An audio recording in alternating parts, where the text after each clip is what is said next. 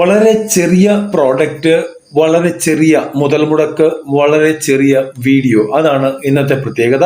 ഇവിടെ നമുക്ക് വേണ്ടത് രണ്ട് ഇൻഗ്രീഡിയൻസ് ആണ്. ആ ഇൻഗ്രീഡിയൻസ് വെച്ച് നമ്മൾ പുതിയൊരു പ്രോഡക്റ്റ് ഉണ്ടാക്കുന്നു. ആ പ്രോഡക്റ്റിന് നല്ല വിപണിയുണ്ട് എന്നുള്ളതാണ് ഏറ്റവും വലിയ കാര്യം. ലോക്കലായിട്ട് നമുക്ക് ആ പ്രോഡക്റ്റ് വിൽക്കാം. അതുകൂടാതെ ഇത് ബൾക്കായിട്ട് ആവശ്യമുള്ള ആളുകളുണ്ട്. അവരെ കണ്ടുപിടിച്ചും നമുക്ക് ഈ പ്രോഡക്റ്റ് ബൾക്കായിട്ട് കൊടുക്കാം. ഞാൻ പറയുകയാണെങ്കിൽ അതായിരിക്കും നിങ്ങൾക്ക് ഏറ്റവും നല്ലത്. ആ രീതിയിലുള്ള ആളുകളെ ഒരു 5-8 പേരെ കണ്ടുപിടിച്ചു കഴിഞ്ഞാൽ അവർക്ക് ബൾക്കായിട്ട് കൊടുക്കുകയാണെങ്കിൽ നിങ്ങളുടെ ബിസിനസ് കുറച്ചുകൂടി സ്മൂത്ത് ആയിട്ട് പോകും.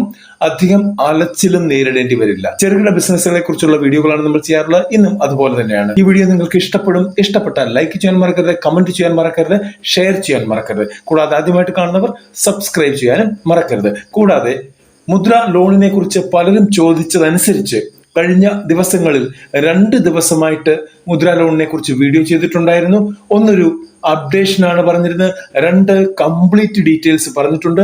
വീഡിയോ ഇതിന്റെ താഴെ തന്നെയുണ്ട്. തീർച്ചയായിട്ടും നിങ്ങൾ കയറി അതൊന്ന് കാണണം. ആവശ്യമുള്ളവർ മാത്രം. ഇഷ്ടപ്പെട്ടാൽ അതും കൂടെ ഒന്ന് ഷെയർ ചെയ്താൽ നന്നായിരിക്കും. നമ്മൾ ഇവിടെ ഇന്ന് ഉണ്ടാക്കാൻ പോകുന്നത് വൈറ്റ് വിനെഗർ ആണ്. വിനാഗിരിയാണ് നമ്മൾ ഉണ്ടാക്കാൻ പോകുന്നത്. അതിനെക്കുറിച്ച് നിങ്ങൾക്ക് ഓൾറെഡി അറിയാം. മാർക്കറ്റിലുള്ള സാധനം തന്നെയാണ്. പക്ഷേ അതിന് ഈടാക്കുന്നത് നല്ല എമൗണ്ട് ആണ്. എന്നാൽ നിങ്ങൾ അല്പം വില താഴ്ത്തി നല്ല ഗുണമേന്മയുള്ള പ്രോഡക്റ്റ് കൊടുക്കാൻ തയ്യാറാകുകയാണെങ്കിൽ തീർച്ചയായിട്ടും നിങ്ങളോട് വാങ്ങിക്കും. എന്തൊക്കെയാണ് വേണ്ടത് എന്ന് നോക്കാം. ആദ്യമായിട്ട് വേണ്ടത് ഇതിന് ഡിസ്റ്റിൽഡ് വാട്ടർ ആണ്.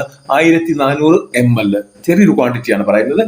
പിന്നെ വേണ്ടത് ഗ്ലേഷ്യൽ അസറ്റിക് ആസിഡ് ആണ്. 96% വീര്യമുള്ളതാണ് വേണ്ടത്. അത് 100 ml. ഇത് 2 പ്രോഡക്റ്റും നിങ്ങൾക്ക് നിങ്ങളുടെ കെമിക്കൽ ഷോപ്പിൽ നിന്ന്, മെഡിക്കൽ ഷോപ്പ് അല്ല, കെമിക്കൽ ഷോപ്പിൽ നിന്ന് ലഭിക്കും. എല്ലാ ടൗണുകളിലും ഇത്തരത്തിലുള്ള കെമിക്കൽ ഷോപ്പുകൾ ഉണ്ട്.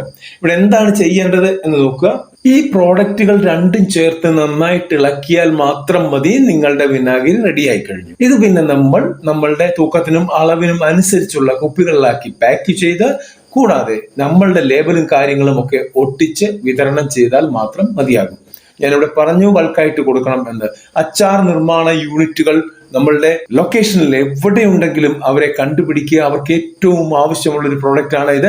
അവർക്കും ഉണ്ടാക്കാൻ കഴിയും, പക്ഷെ അവരുടെ പണി കഴിഞ്ഞിട്ട് വേണ്ടേ അവരുണ്ടാക്കാൻ. അതുകൊണ്ട് അവരൊക്കെ ഇത്തരത്തിൽ ബൾക്കായിട്ട് കൊടുക്കുന്നവരോട് വാങ്ങിക്കുകയാണ് ചെയ്യുന്നത്. അപ്പോൾ ഈ വിനാഗിരിയുടെ വിപണി അങ്ങനെയാണ് മുമ്പോട്ട് പോകുന്നത്. തീർച്ചയായിട്ടും മാർക്കറ്റിനെ കുറിച്ചൊന്ന് പഠിക്കുക.